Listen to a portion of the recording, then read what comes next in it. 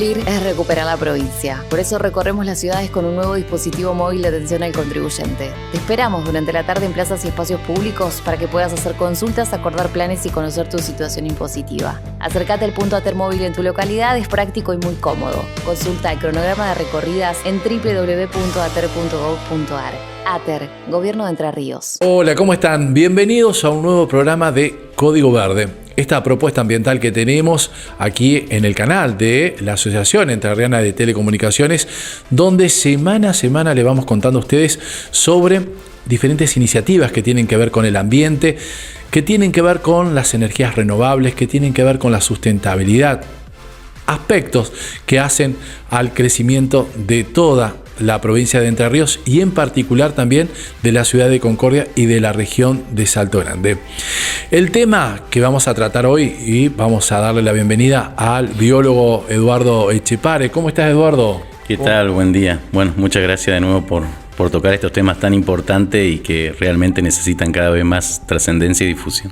Vos sabés que hay muchos temas que podemos hablar, varias veces hemos grabado programas contigo, pero hay un trabajo que se viene haciendo en Concordia que también es inédito, así lo han presentado, que tiene que ver con respecto al tema de los humedales.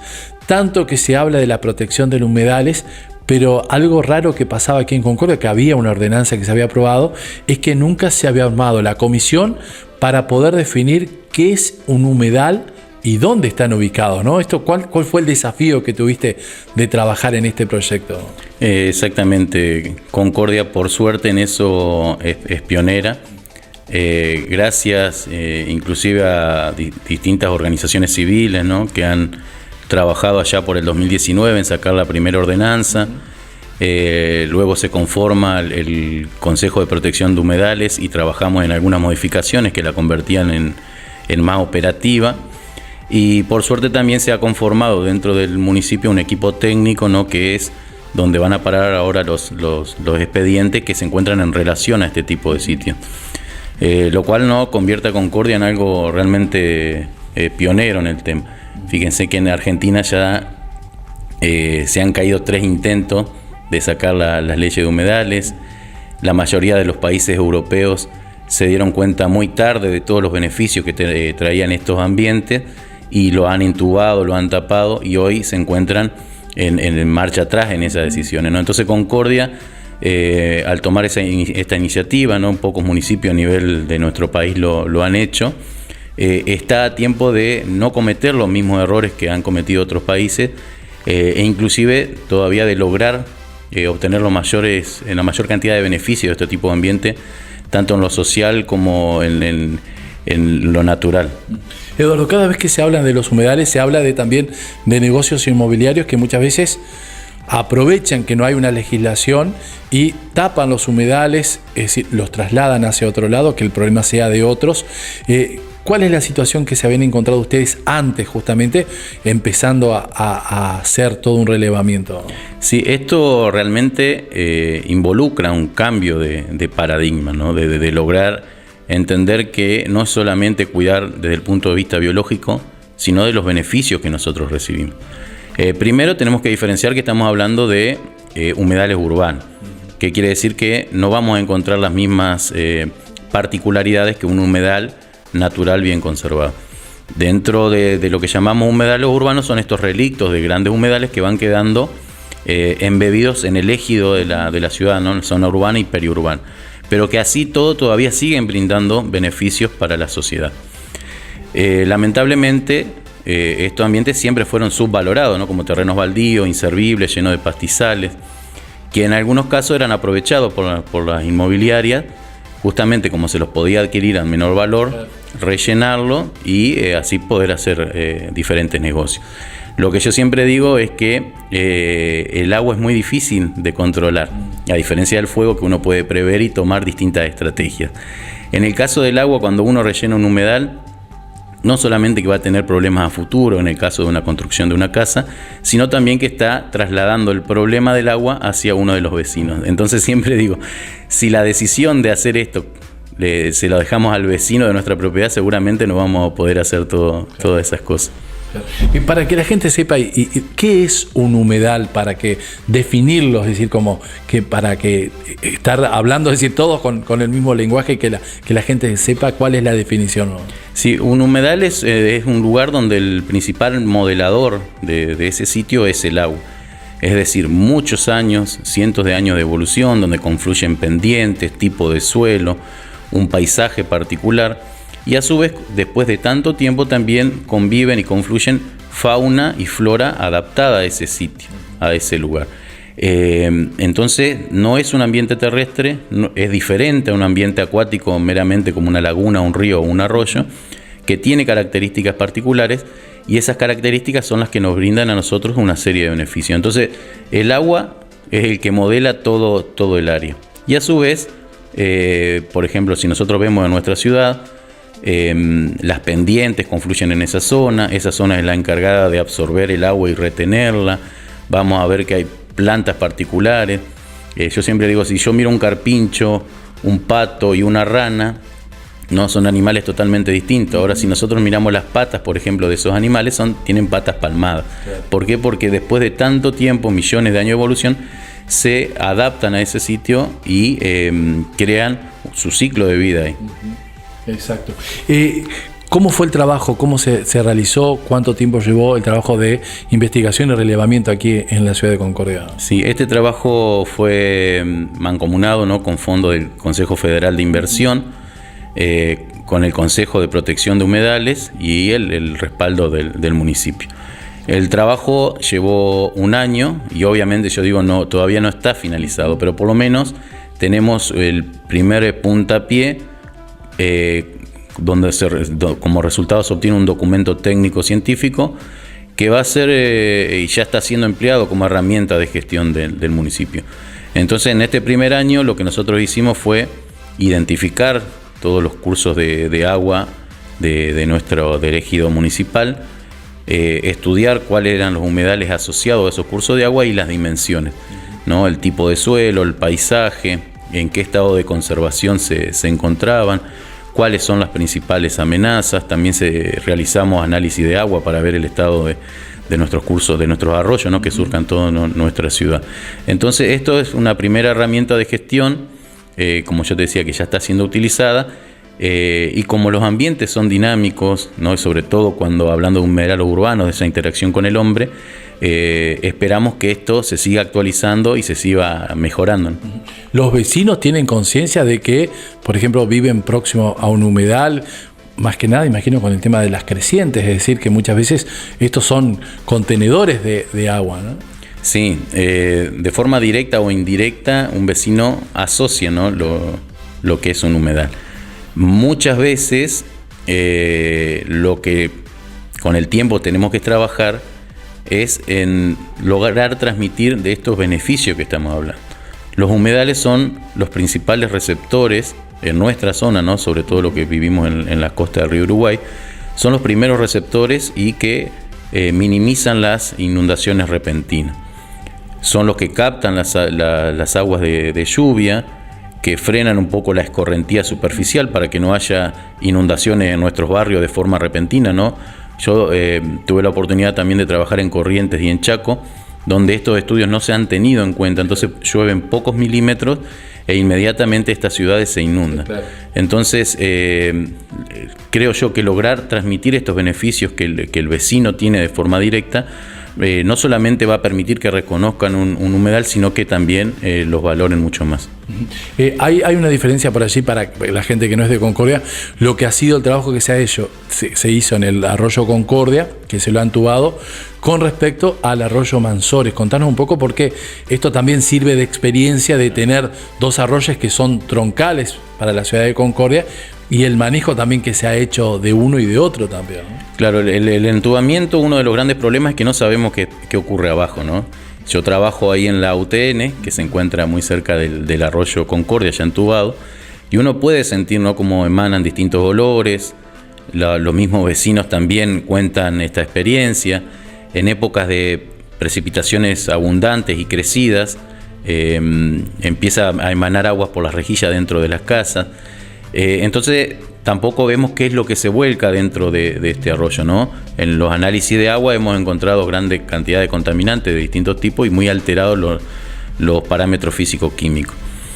Entonces esa es la diferencia, por ejemplo, con el plan de sistematización que se está llevando a cabo con el arroyo Mansores, que esta información primero se va a tener en cuenta, ¿no? La dimensión del humedal, cómo hacer un uso sustentable, ¿no? También tenemos que prever que por el cambio climático en nuestra región, en la zona de Concordia, va a haber precipitaciones mucho más abundantes y un periodo corto de tiempo.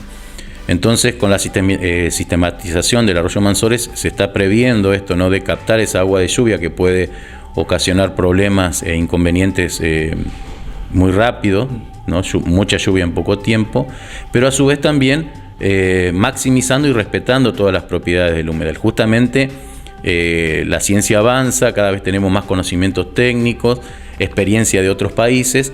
Entonces, bueno, tratar de esos errores que se cometieron en el pasado, ir corrigiéndolo y mejorándolo, ¿no? Por ejemplo, lo que se planea para el arroyo Mansores incorpora todos estos conocimientos de humedales de nuestra región y a su vez también las experiencias de otros lados, ¿no?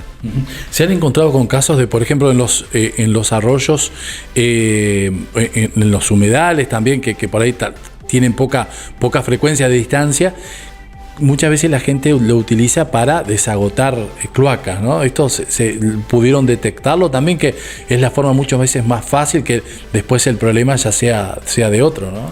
Sí, lamentablemente uno de los resultados que tuvimos es que quitando lo que es el Ayuí, el arroyo Ayuí, el agua Ayuí Grande, el resto de los afluentes que tenemos en la ciudad, Yuquerí Chico, Salto Chico, Ayuí Chico, Yuquerí Grande, todos presentaron parámetros alterados, ¿sí? pH alto, alto contenido de distintos contaminantes, metales y también residuos de afluentes locales. Si bien eso en relación se tiene que trabajar en el ejido de la ciudad, ¿no? Como poder llegar a tener nuestra planta de tratamiento de afluentes locales, también son trabajos que se hacen a nivel de cuenca. Es decir, nosotros tenemos que prever qué está pasando en la cuenca alta de estos arroyos y trabajar en conjunto, es decir, qué tipo de ganadería se está haciendo, qué tipo de tratamiento de afluentes cloacales, qué tipo de agricultura, ¿no? ¿Qué pasa con esos pesticidas que se ubican se ponen en las granjas, en los trabajos? ¿Qué detalles se han encontrado con respecto al tema de dos arroyitos que están en la ciudad? Por ejemplo, el Duraznal, y me estoy acordando de otro que está allí cerca de la zona de la escuela de la Jirafa Azul, que son zonas también de nacientes de agua, ¿no? Y es la necesidad de protegerlos. También hay sugerencia con respecto a esto, porque el arroyo Duraznal, por ejemplo, en una época se lo quiso tapar en algún trayecto también, ¿no? Justamente previendo este negocio inmobiliario también. Sí, en el Duraznal hemos trabajado, lamentablemente también muchas veces pasa esto, ¿no? Que los privados creen que con su propiedad pueden hacer lo que quieran y en realidad, si bien se respeta la propiedad privada, hay cosas que uno ya por ley, tanto nacional, provincial como a nivel municipal, hay ciertas restricciones. Entonces hubo parte del Duraznal que se ha rellenado, se ha tapado, pero todavía estamos a tiempo del Duraznal de revalorizarlo con todo lo que es, ¿no? Por ejemplo, el área donde donde se hizo el primer asentamiento de la ciudad de Concordia, hay muchos estudios por hacer en la zona, y en el caso de la Jirafa Azul también, no solamente es un afluente menor, sino que también es una de las zonas más bajas, receptora de las principales crecidas del río Uruguay. O sea, en ese lugar es por donde primero ingresa el agua y cumple la función de contener las inundaciones. JFM Logística SRL, Montoriano, Comercio Exterior, Importaciones, Exportaciones, representaciones de empresas de transporte nacionales y extranjeras. Comienza la recolección diferenciada. ¿Cómo quedará la frecuencia de recolección diferenciada en tu barrio? Si en tu barrio habitualmente pasa los días lunes, miércoles y viernes, ahora se agregará el martes. Si en tu barrio los días son martes, jueves y sábado, ahora se agregará el lunes. Si en tu barrio habitualmente pasa los días lunes, martes, miércoles, jueves, viernes y sábado, la frecuencia seguirá igual. Recordá que los martes solo se sacan tus residuos secos y limpios. Sumate a la separación. Municipalidad de Concordia. Bueno, seguimos charlando aquí con el biólogo Eduardo Echepare con respecto al tema que tienen que ver con el ambiente y la protección también, qué se está haciendo aquí en la ciudad de Concordia. Eduardo, quiero preguntarte por un trabajo que se viene realizando ya hace un par de años que tiene que ver con la reserva natural. Esto de cambiar la modalidad de lo que es la zona del Perilago, que yo recuerdo que hace mucho tiempo cuando se iba a formar el lago, se sacó todo el arbolado que había allí, se plantó eucalipto pensando en ese momento en una cuestión comercial. Pero hoy hay un paradigma diferente para contemplar, ¿no? Claro, en realidad los eucaliptos y el pino, ¿no? Que tuvo su boom en nuestra zona en la década del 50, el 60, estaban en ese lugar ya implantados, ¿no? Y cuando se realiza la expropiación, ¿no? Porque sale la ley para la construcción de la represa y el embalse, esos monocultivos, porque no son selva ni bosque, son una especie que se plantó con un fin económico, quedaron abandonados, ¿no? A su vez tienen una lista muy larga de perjuicios hacia el ambiente, son especies exóticas, consideradas también invasoras, ¿no? Y que tienen una competencia muy grande con otras especies. Entonces es por eso que si uno ahora hace memoria o presta atención cuando camina por un eucaliptal o pinar, va a ver que las especies que se desarrollan adentro son muy pocas, ¿no? Tienen una serie de alteraciones al suelo, al agua, inclusive sustancias alelopáticas se llaman sus raíces, que compiten y no dejan crecer otras especies, ¿no? Y más allá de todos los riesgos de incendio, ¿no? Como yo decía, son forestaciones que quedaron sin cuidado durante muchas décadas. Entonces todo eso llevó a poner la lupa en la región para poder realizar un trabajo tanto para prevenir incendios como para recuperar el ambiente nativo de la zona del Perilago. Con cómo se viene trabajando esto, que también ya prácticamente estás presentando un balance de todo lo que ha sido, porque también esto trajo mucho rechazo de la gente que veía que se estaban sacando estos árboles, pero que no se estaba plantando nada. Pero en realidad, bueno, hay como decía, un cambio de paradigma en este sentido, ¿no? Sí, primero se comenzó a trabajar evaluando la gravedad que esto implicaba, ¿no? Con los riesgos de incendio. El Perilago lo que tiene son dos grandes penínsulas donde se concentraban, inclusive por fin de semana, alrededor de 30.000 personas, muchas de ellas en esta península. El riesgo de incendio era muy elevado justamente por la falta de mantenimiento que ha tenido estos árboles y todo lo que va cayendo en el suelo, ¿no? La hojarasca, las ramas. Se ideó un plan junto con la gente de provincia, el plan que trabajan en el plan de fuego. Se evaluaron los riesgos y se comenzaron a tomar acciones. Primero con un raleo, ¿no? Que no es una forestación, la forestación es desocupar el suelo de toda la vegetación, y el raleo fue seleccionar algunos árboles para bajar la carga maderera, disminuir el riesgo de incendio, realizar cortafuegos, ¿no? Y justamente darle más seguridad a los visitantes. Cuando se comenzó con esta parte también se vio la posibilidad de que se pueda crear una reserva, ¿no? La verdad que eso es elogiable del presidente de la CODESAL, tomar esa decisión, ¿no? Porque generalmente muchas veces los privados toman esas decisiones, ¿no? Entonces, un lugar tan emblemático que tenga un tratamiento de este tipo para prevenir los incendios y para maximizar la fauna y flora nativa, pocas veces se ve. Entonces, bueno, comenzamos a trabajar con el plan de prevención de incendios y a su vez con la idea de declarar una reserva en el área, ¿no? A medida que se fueron haciendo los trabajos de raleo y limpieza en la zona, también se fueron realizando distintos tipos de plantaciones de árboles nativos, ¿no? Hasta el momento llevamos plantados más de 700 individuos de más de 15 especies en lugares seleccionados, ¿no? Se construyó un vivero en la zona del Perilago donde se recolectan semillas de la zona, se la germina y después se la vuelve a plantar, ¿no? Y esta actividad se ha llevado a cabo con distintas organizaciones juveniles de nuestra ciudad. ¿Con qué tierras se encontraron? Que justamente con esto del monocultivo, imagino que la modificación también de la tierra era importante, y en base a eso saber también qué es qué árboles plantar también, ¿no? ¿Esto se lo tuvo en cuenta? Sí, primero, antes de comenzar, se hizo un estudio no solamente en la zona del Perilago, sino alrededores. Se hizo una revisión bibliográfica, toda nuestra zona.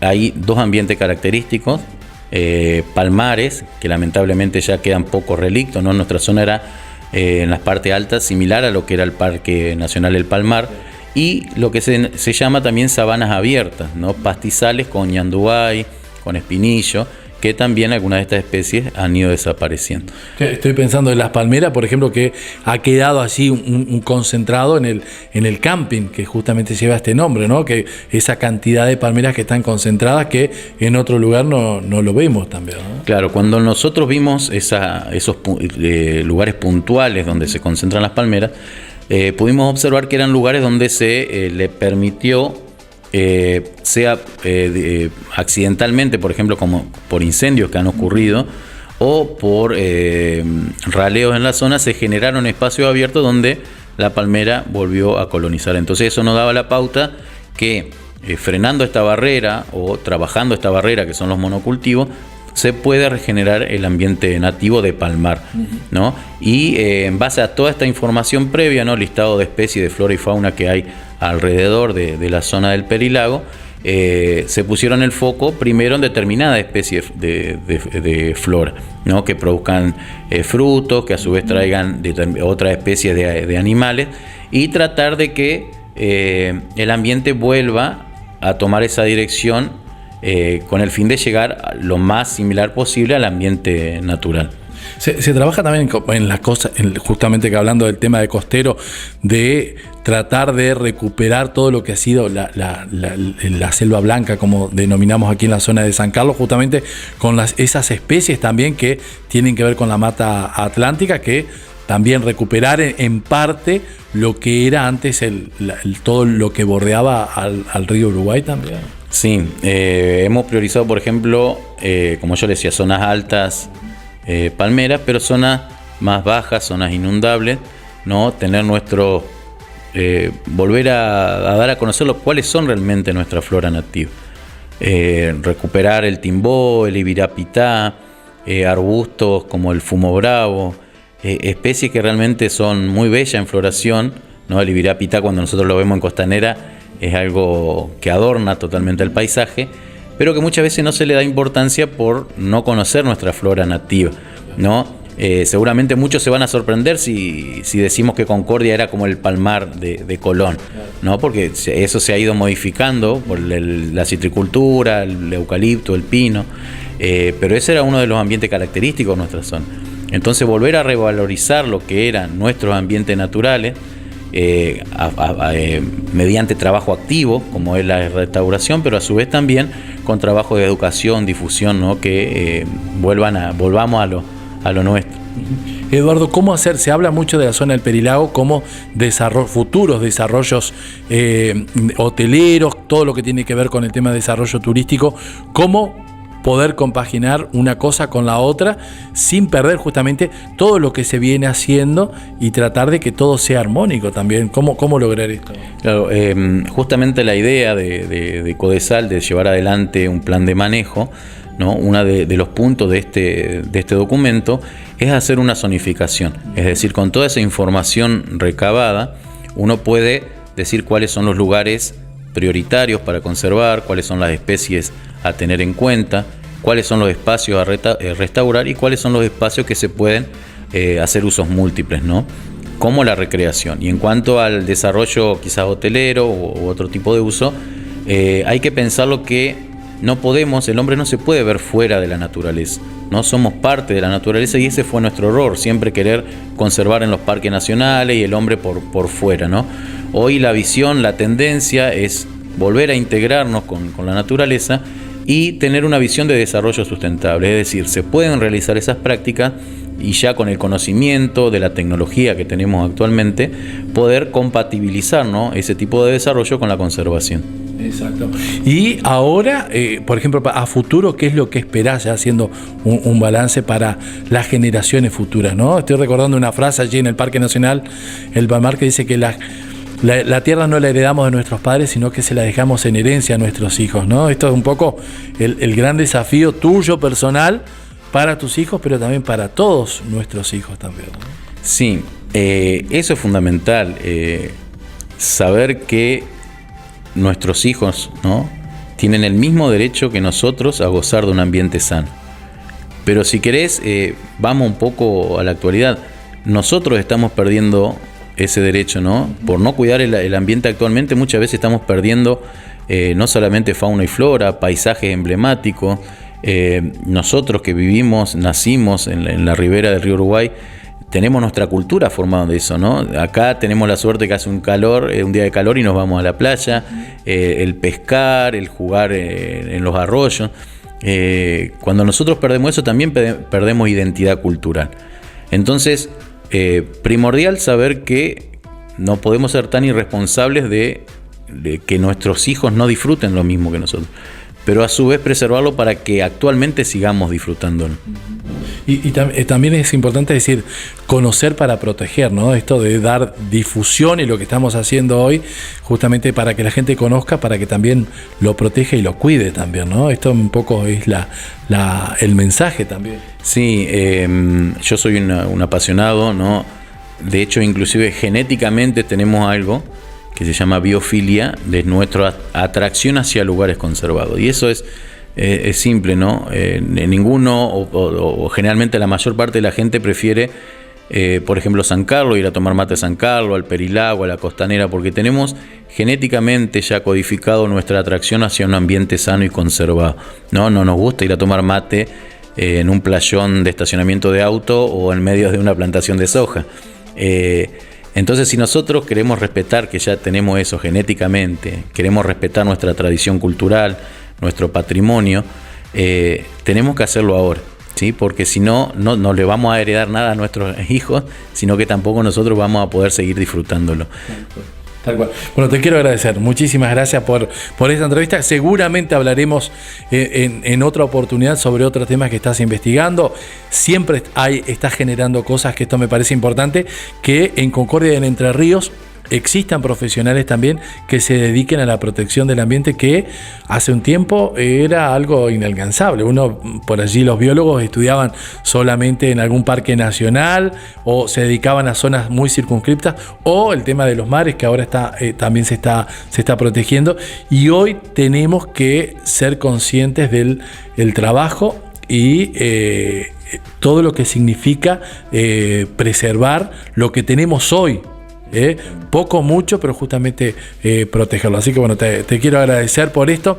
Recuerden que ustedes pueden ver a través de la Asociación Entrerriana de Telecomunicación los días lunes a las 17 horas y la reiteración los domingos a las 12 horas. Y también, por supuesto, a través de Planeta Contenidos en la República Oriental del Uruguay. Así que un saludo para todos que nos están viendo y que semana a semana nos van dejando algunos mensajitos que siempre nos hacen bien a través de las redes sociales principalmente. Nos encontramos la semana próxima con otro tema para poder contarles a ustedes qué es lo que se está haciendo en la ciudad de Concordia, en la región de Salto Grande, con respecto al tema del ambiente. Nos vemos la semana próxima. Cumplir es recuperar la provincia. Por eso recorremos las ciudades con un nuevo dispositivo móvil de atención al contribuyente. Te esperamos durante la tarde en plazas y espacios públicos para que puedas hacer consultas, acordar planes y conocer tu situación impositiva. Acércate al punto ATER móvil en tu localidad, es práctico y muy cómodo. Consulta el cronograma de recorridas en www.ater.gov.ar. ATER, Gobierno de Entre Ríos.